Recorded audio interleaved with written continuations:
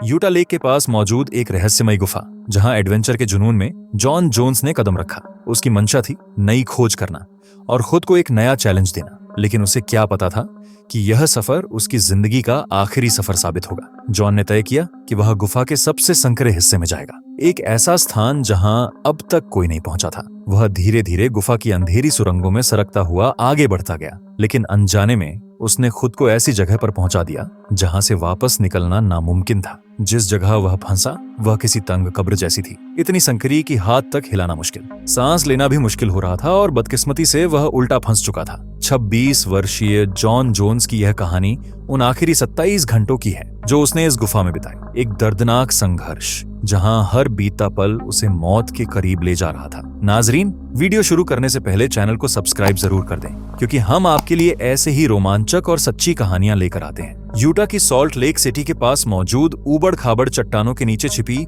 एक अनोखी गुफा, जिसे दुनिया नटी पट्टी केव के नाम से जानती है। यह हाइड्रोथर्मल गुफा पहली बार 1960 में डेल ग्रीन नाम के व्यक्ति द्वारा खोजी गई थी। तब से लेकर यहाँ दुनिया भर के एडवेंचर लवर्स अपने कौशल की परीक्षा लेने आते रहे।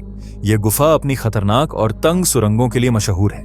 इसके भीतर जाने का सिर्फ एक ही रास्ता है, जिसकी चौड़ाई सिर्फ 30 इंच है, यानी कि केवल वही लोग इसमें प्रवेश कर सकते हैं जिनकी छाती और कमर 30 इंच से कम है। हर साल करीब 20,000 एडवेंचर प्रेमी इस गुफा की चुनौती स्वीकार करने के लिए यहाँ आते थे, लेकिन 1999 से 2004 के बीच यहाँ कई भयावह हादसे हुए। एक घटना में 23 वर्षीय युवक गुफा के अंदर 8 घंटे तक फंसा रहा, जबकि दूसरी बार एक और व्यक्ति पूरी रात उल्टा फंसा रहा। इन घटनाओं के बाद 2006 में अधिकारियों ने गुफा को बंद करने का फैसला किया। हालांकि प्रोफेशनल केव एक्सप्लोरर्स का मानना था कि गुफा को केवल अनुभवी न होने वालों के लिए प्रतिबंधित किया जाना चाहिए, क्योंकि ज्यादातर दुर्घटनाएं नौसिखियों के साथ होती थीं। लेकिन अधिकारियों का कहना था कि यह गुफा एक टाइम बॉम्ब की तरह है जो कभी भी किसी की जान ले सकती है। इस बहस के चलते 2007 में गुफा को दोबारा खोल दिया गया, लेकिन इस बार सख्त नियमों के साथ। एक मैनेजमेंट कमेटी बनाई गई जो यह तय करती थी कि सिर्फ अनुभवी और सही उपकरणों से लैस लोगों को ही अंदर जाने दिया जाए। अब इस गुफा में प्रवेश के लिए 21 दिन पहले परमिट लेना जरूरी कर दिया गया। 24 नवंबर 2009 की रात 8 बजे 26 साल का जॉन जोनस अपने ग्रुप के साथ नटी पट्टी केव सिस्टम में दाखिल हुआ। जॉन और उसका भाई जॉश पहले भी केव एक्सप्लोर कर चुके थे, लेकिन नटी पट्टी में यह उनका पहला अनुभव था। शुरुआत में सब कुछ सामान्य था। उन्होंने गुफा के सबसे बड़े हिस्से, जिसे बिग स्लाइड कहा जाता है, को एक्सप्लोर किया, मगर यही वह मोड़ था जहां जॉन, जॉश और उनके 2 दोस्तों ने गुफा के सबसे खतरनाक हिस्से में जाने का फैसला किया। एक ऐसा हिस्सा जिसे बर्थ कनाल कहा जाता है। बर्थ कनाल इतना संकरा था कि बहुत कम लोग इसकी ओर जाने की हिम्मत कर पाए थे। यह न सिर्फ तंग था, बल्कि इसका सही रास्ता ढूंढना भी बेहद कठिन था। पहले भी कई एक्सप्लोरर यहाँ फंस चुके थे, लेकिन जॉन और उसके साथी काफी फिट थे, इसीलिए उन्होंने आगे बढ़ने का फैसला किया। चूंकि यह आइडिया जॉन का था, वह सबसे आगे बढ़ रहा था। रास्ता इतना तंग था कि उसे पेट के बल रेंगकर आगे जाना पड़ रहा था। उसे लगा कि वह बर्थ कनाल की दिशा में बढ़ रहा है, लेकिन अनजाने में उसने एक गलत मोड़ ले लिया और कॉक स्क्रू नाम की जगह पर पहुंच गया। कॉक स्क्रू का रास्ता सिर्फ बेहद दुबले पतले केव एक्सप्लोरर्स के लिए ही उपयुक्त था। नक्शे के अनुसार उसे दाईं ओर मुड़कर बर्थ कनाल में जाना था, लेकिन गलती से उसने बाईं ओर मुड़कर एक बेहद संकरी जगह में प्रवेश कर लिया। जैसे जैसे वह आगे बढ़ता गया, रास्ता और तंग होता गया और अब उसके लिए वापस मुड़ना नामुमकिन हो गया था। फिर भी इस उम्मीद में कि आगे जाकर रास्ता चौड़ा हो जाएगा, उसने आगे बढ़ना जारी रखा। थोड़ी ही देर में उसे नीचे एक संकरी जगह दिखाई दी, जहां से उसे लगा कि शायद वह वापस मुड़ सकता है, लेकिन यही उसकी सबसे बड़ी गलती साबित हुई। जैसे ही वह 10 गुणा 18 इंच के उस तंग रास्ते में घुसा, उसे महसूस हुआ कि आगे कोई रास्ता नहीं है। यह एक डेड एंड था। अब जॉन वॉशिंग मशीन जितनी छोटी जगह में उल्टा फंस चुका था और निकलने का कोई रास्ता नजर नहीं आ रहा था। जॉन का सिर नीचे और टांगे ऊपर थीं और जगह इतनी तंग थी कि उसके हाथ तक उसकी बॉडी में दब गए थे, यानी वह हाथों का इस्तेमाल भी नहीं कर पा रहा था। उसने कई बार खुद को बाहर निकालने की कोशिश की, लेकिन एक बार भी सफल नहीं हुआ।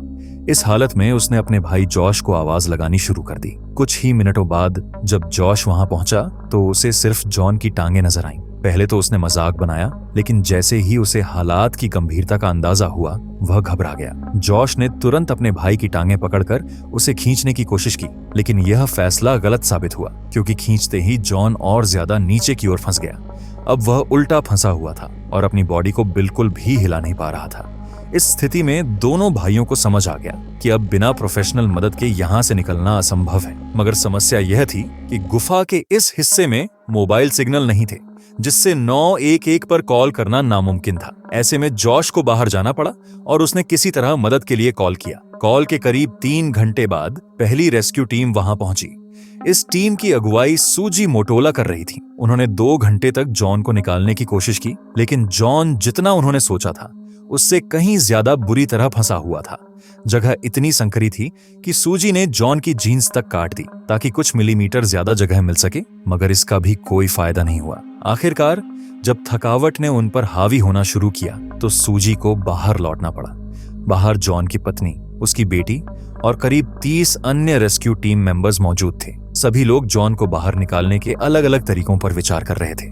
यहां तक कि एक विकल्प उसकी टांगें काटने का भी था, लेकिन अंततः सभी ने रस्सियों और पुली सिस्टम का इस्तेमाल करने का फैसला किया, जिससे जॉन की टांगों को बांधकर उसे बाहर खींचा जा सकता था। अब असली चुनौती थी इस सिस्टम को सही तरीके से सेट करना। इसके लिए गुफा के अंदर कुछ जगहों पर ड्रिल करके रस्सियों को अटैच करना जरूरी था, ताकि पत्थरों से टकराने के बजाय पूरा भार पुली सिस्टम पर पड़े। मगर यह भी एक जोखिम भरा काम था, क्योंकि अगर ड्रिलिंग के दौरान पत्थर टूटते तो रास्ता पूरी तरह बंद हो सकता था। जैसे ही ड्रिलिंग शुरू हुई, कुछ पत्थर टूटकर नीचे गिरे और जॉन के ऊपर आकर गिरे। 700 फुट की गहराई में इस ऑपरेशन को अंजाम देना बेहद मुश्किल था, क्योंकि तंग रास्ते के कारण एक वक्त में सिर्फ एक ही रेस्क्यू वर्कर गुफा में जा सकता था। ऊपर रेस्क्यू टीम के सदस्यों की संख्या अब 100 से ज्यादा हो चुकी थी, मगर वे चाहकर भी कुछ खास नहीं कर पा रहे थे। रेस्क्यू टीम में मौजूद एक डॉक्टर ने मामले को और गंभीर बना दिया जब उन्होंने बताया कि जॉन के पास ज्यादा वक्त नहीं है, क्योंकि वह उल्टा फंसा हुआ था।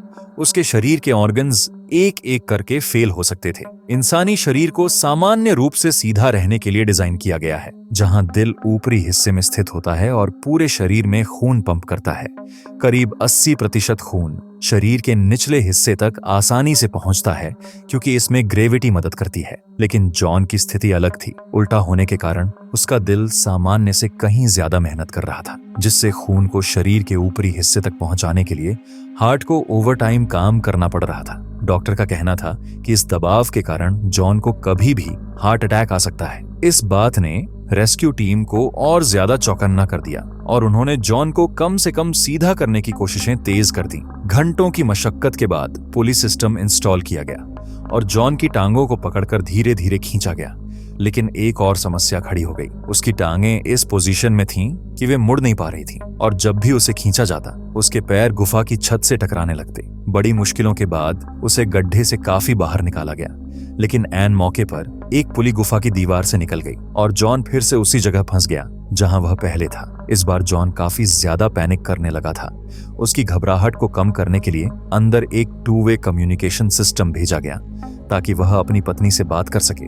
यह तरीका कारगर साबित हुआ। अपनी पत्नी की आवाज सुनकर जॉन थोड़ी देर के लिए शांत हो गया और उसकी हालत बेहतर लगने लगी। आखिरकार 19 घंटे की कड़ी मेहनत के बाद उसे दोबारा खींचने की तैयारियां पूरी हो चुकी थीं। इस बार बेहद संभल कर उसे बाहर निकाला जाना था, क्योंकि हर खिंचाव के साथ उसकी टांगों पर जबरदस्त दबाव पड़ रहा था। लेकिन इस बार कोशिशें सफल होती नजर आईं। जॉन को इतनी हद तक बाहर निकाल लिया गया कि अब उसका चेहरा रेस्क्यू वर्कर्स को साफ दिखाई दे रहा था। बाद में एक रेस्क्यू वर्कर ने बताया कि जॉन की आंखें लाल हो चुकी थीं, लेकिन उसके चेहरे पर राहत और उम्मीद के कुछ पल जरूर झलक रहे थे। पिछले 19 घंटों में पहली बार जॉन को उस तंग गड्ढे से बाहर की दुनिया देखने का मौका मिला। अब बस एक आखिरी पुली को सही तरीके से खींचने की जरूरत थी और वह पूरी तरह से बाहर आ सकता था। लेकिन ठीक उसी वक्त अचानक एक झटका लगा और पुली सिस्टम फिर से फेल हो गया। देखते ही देखते जॉन उसी जगह वापस फंस गया जहां वह पिछले 20 घंटों से फंसा हुआ था। अब रेस्क्यू टीम के पास ज्यादा समय नहीं था। जॉन को बचाने के लिए गुफा के पत्थरों को ड्रिल करके तोड़ने की कोशिश की गई, लेकिन शायद बहुत देर हो चुकी थी। जॉन अब बिल्कुल भी हिल नहीं रहा था, न ही किसी बात का जवाब दे रहा था। उसकी पत्नी ने भी रेडियो के जरिए उसे आवाज देकर होश में लाने की कोशिश की, लेकिन कोई जवाब नहीं आया। आखिरकार एक पैरामेडिक को उसकी पल्स चेक करने के लिए नीचे भेजा गया। टीम को जिस बात का डर था वही सच निकली। 25 नवंबर 2009 की रात 11:50 पर जॉन को मृत घोषित कर दिया गया। यह खबर सुनते ही उसकी पत्नी को यकीन नहीं हुआ कि सिर्फ एक मामूली गलती ने उसके पति की जान ले ली। वह इस उम्मीद में थी कि शायद उसकी नब्ज गलत तरीके से चेक की गई हो और वह अभी भी जिंदा हो, लेकिन हकीकत यही थी कि जॉन अब इस दुनिया में नहीं रहा। डॉक्टर्स ने पहले अंदाजा लगाया था कि उल्टा फंसे रहने की वजह से जॉन 10 घंटे से ज्यादा जिंदा नहीं रह पाएगा, लेकिन उसकी अच्छी सेहत के कारण वह पूरे 27 घंटे तक जीवन से लड़ता रहा। उसकी बॉडी को बाहर निकालने के कई तरीके सोचे गए, यहाँ तक कि उसे 2 हिस्सों में निकालने का सुझाव भी आया, मगर आखिरकार यह फैसला किया गया कि उसकी बॉडी को वहीं छोड़कर नटी पट्टी गुफा को हमेशा के लिए बंद कर दिया जाए और उसे जॉन की कब्र घोषित कर दिया जाए। आज भी जॉन जोनस की बॉडी उसी गुफा के अंदर मौजूद है, एक डरावनी याद के रूप में जो इस बात की चेतावनी देती है कि गुफाओं की खोज कितनी खतरनाक हो सकती है। गुफा के बाहर एक तख्ती लगाई गई है जो जॉन की यादों को हमेशा जिंदा रखेगी। अगर आपको यह वीडियो पसंद आई हो तो इसे लाइक और शेयर करना ना भूलें। आपके प्यार भरे कमेंट्स हमें ऐसे ही और इंफॉर्मेटिव और रोमांचक वीडियो बनाने के लिए प्रेरित करते हैं। मिलते हैं अगली शानदार वीडियो में।